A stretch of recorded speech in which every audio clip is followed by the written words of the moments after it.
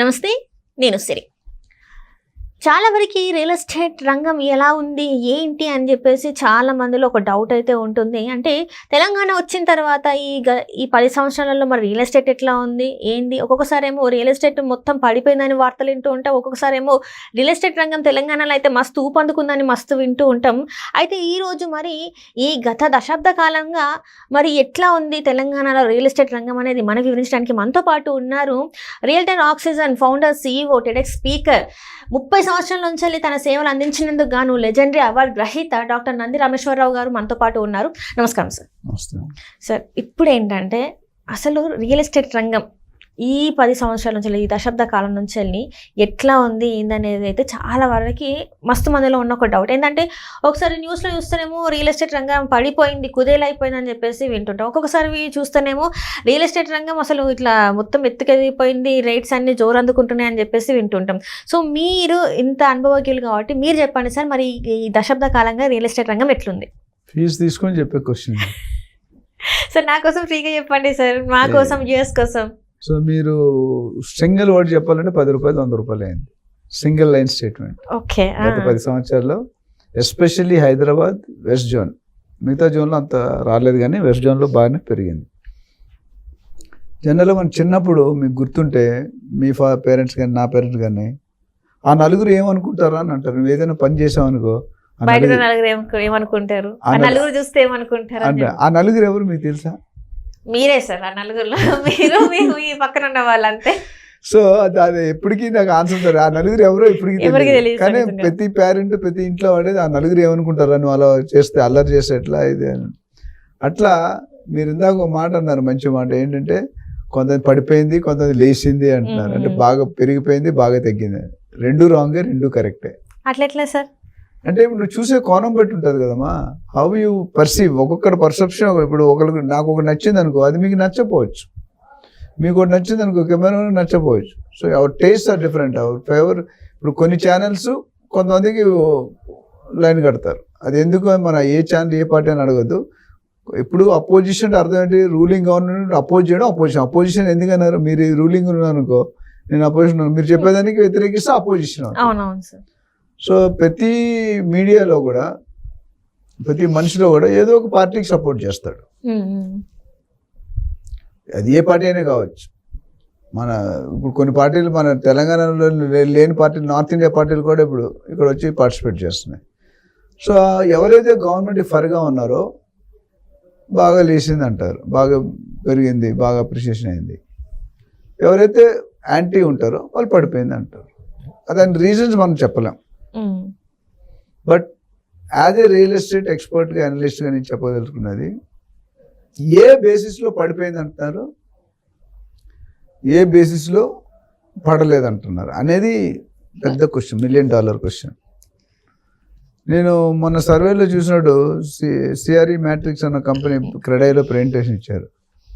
Plus ఒక ఎక్కడో అనాలిసిస్లో one of the research consultancy, Knight Frank అని, JLL కొన్ని ఉన్నాయి. అందులో ఏం తెలుసుంటే జనవరి 2024 నెలలో 4,454 రిజిస్ట్రేషన్స్ అయినాయి. అదే జనవరి 2025లో 4,444 రిజిస్ట్రేషన్స్ అయినాయి.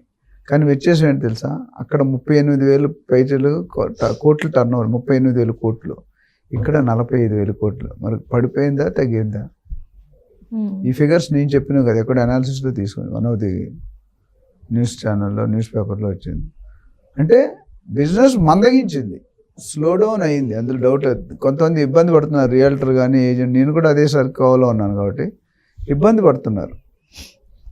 సో ఆనవాయితీ సంక్రాంతి వస్తే ఏం చేస్తాం మనం? ఉగాది వస్తే పచ్చడి చేసుకుని తినడం అలవాటు. అన్ని రకాల మ్యాంగో, బెల్లం, వేపాకు అన్నీ వేస్తారు. అది ఆనవాయితీ.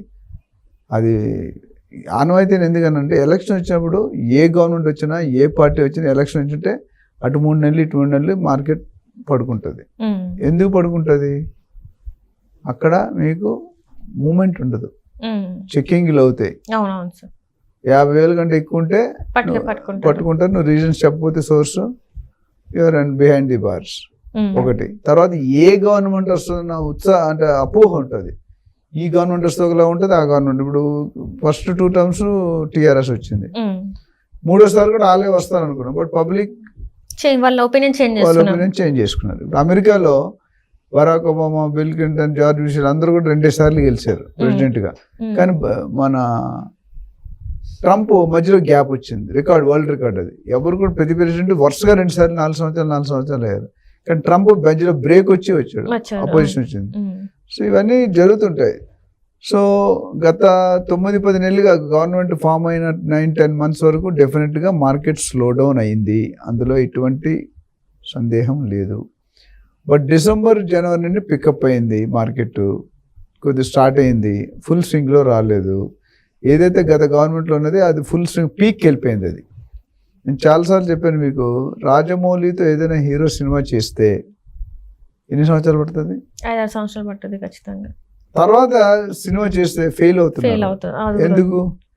ఎందుకంటే ఈ హిట్ ని చూసారు కాబట్టి నెక్స్ట్ సినిమా ఎలా ఉంటుంది ఆ రేంజ్ కూడా. రాజమౌళి గారు సెట్ చేసిన పీక్ లెవెల్ మిగతా డైరెక్టర్ టైం పడుతుంది, అందుకోలేదు. అందుకని హీరో ఫెయిల్ ఒకటి కాదు 4-5 కేసుల్లో. ఆయన అంత హై స్టాండర్డ్ సెట్ చేస్తాడు, మామూలుగా సెట్ చేయడు ఆయన. పూరి జగన్నాథ్ 6 నెలల సినిమా తీస్తే రాజమౌళి గారు 6 సంవత్సరాల సినిమా తీస్తాడు, కానీ నేషనల్ ఇంటర్నేషనల్ ఫిగర్ అయిపోయాడు ఆయన. అదేవిధంగా కేసీఆర్ గారు ఉన్నప్పుడు హై ఎక్స్పెక్టేషన్ తీసుకెళ్ళిపోయాడు. ఎగ్జాంపుల్ టాలీ చేస్తున్నాను. రేవంత్ రెడ్డి గారు వచ్చాక కొద్దిగా టైం తీసుకున్నారు, అంతే తప్ప మిగతా అన్ని సేమ్ టు సేమ్. సింహం గెడ్డం గీసుకోలేదు, నేను గెడ్డం గీసుకుంటాను, మిగతా అన్ని సేమ్ టు సేమ్.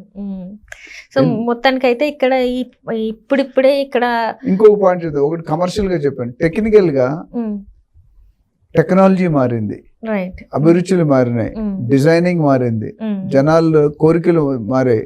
అంటే లో సెగ్మెంట్ నుండి మిడ్ సెగ్మెంట్, లగ్జరీ సెగ్మెంట్ వైపు మొగ్గు చూపుతున్నారు. అంటే ఫెసిలిటీస్ కోరుకుంటున్నారు. ఇప్పుడు మనం ఇడ్లీ అనేది ఉంది ఒక ప్లేట్, బయట 30-40 రూపాయలు బండి మీద. అదే షాన్బాగు చట్నీస్ వెళ్ళాం అనుకో 100-120 రూపాయలు, 100 రూపాయలు. తాజకృష్ణకి వెళ్తే 500 ఉంటుంది. మినపప్పు లేకుంటే ఇడ్లీ వస్తుందా? మరి ఎందుకు రేట్లు వేరున్నాయి? సో లో సెగ్మెంట్కి లగ్జరీ సెగ్మెంట్. ఇప్పుడు జనాలు స్వేచ్ఛ కోరుకుంటున్నారు, ఎమ్యూనిటీస్ కోరుకుంటున్నారు, సేఫ్టీ కోరుకుంటున్నారు, సెక్యూరిటీ కోరుకుంటున్నారు. అందుకని ట్రెండ్ మారింది. ఒకప్పుడు 10 సంవత్సరాల ముందు ఉన్న డిజైనింగ్ ఇప్పుడు డిజైనింగ్ వేరు. ఇప్పుడు మైవాన్ టెక్నాలజీ అని కొత్తగా వచ్చింది, మైవాన్ టెక్నాలజీ అని. ఆ టెక్నాలజీ వల్ల ఎంతో స్పేస్ యూటిలైజేషన్ ఎఫిషియన్సీ పెరిగింది. అంతమంది మనం 9 ఇంచులు గోడలు కట్టేవాళ్ళు, ఇప్పుడు ఇంటర్నల్ వాళ్ళు 4 ఇంచులు 4 ఇంచులు 4 ఇంచులు అంటే తెలుసు కదా, బెత్తుడు కూడా ఉండదు. కానీ అది ఎంతవరకు కరెక్ట్ అంటారు సార్, అంత తిన్ వాల్ కట్టడం? కరెక్ట్ అయింది, కానీ టెక్నాలజీ మారింది, దానికంటే ఇది గట్టిగా ఉంటుంది. మీకు తెలుసో లేదా? అవునా సార్? ఇది కాంక్రీట్, అది ట్రెడిషనల్ బ్రిక్ వేరు, ఇందులో బ్రిక్సే వాడరు. మలేషియాలో పెట్రోనాస్ టవర్స్ అని ఉంది, ట్విన్ టవర్స్ అని. అది స్టీల్ మొత్తం, no cement, no bricks, no stand, మొత్తం స్టీల్ తో కట్టారు. ఆయన బ్రహ్మాండంగా ఉంది, one of the tourist point. So 10 సంవత్సరాల్లో కమర్షియల్ గా మారింది, రుచులుగా అభివృద్ధిగా మారింది, ఏరియా డెవలప్మెంట్ అయింది. ఒకప్పుడు బిల్డర్ కట్టేదే మనం నోరు మూసుకొని తీసుకునేవాళ్ళం జమాల్, మీరు చిన్నప్పుడు. ఇప్పుడు కస్టమర్కి ఏం కావాలో కనుక్కొని ఆ ప్రకారంగా డిజైన్ చేస్తున్నారు. మీకు అర్థమవుతుందా? ఇంకా చాలా ఉన్నాయి changes. IGBC buildings, Indian green building council అని. ఒకప్పుడు మనకి ఎంత లాభం కావాలనుకుని వర్క్ చేసుకునేవాళ్ళం కాస్టింగ్. ఇప్పుడు కస్టమర్కి ఎంత డిజైర్ కావాలనేది మనం వర్క్ లాభం పక్కన పడిపోయి కస్టమర్ డిజైర్ ఇంపార్టెన్స్ ఎక్కువ. నేను పే చేసేది కస్టమర్ కాబట్టి. సో ఇట్లా ఇవన్నీ దీని మీద ఎటువంటి డౌట్స్ ఉన్నా మనకి కాల్ చేయొచ్చు, మన నెంబర్కి వీళ్ళు explain. Thank you so much sir. Thank you.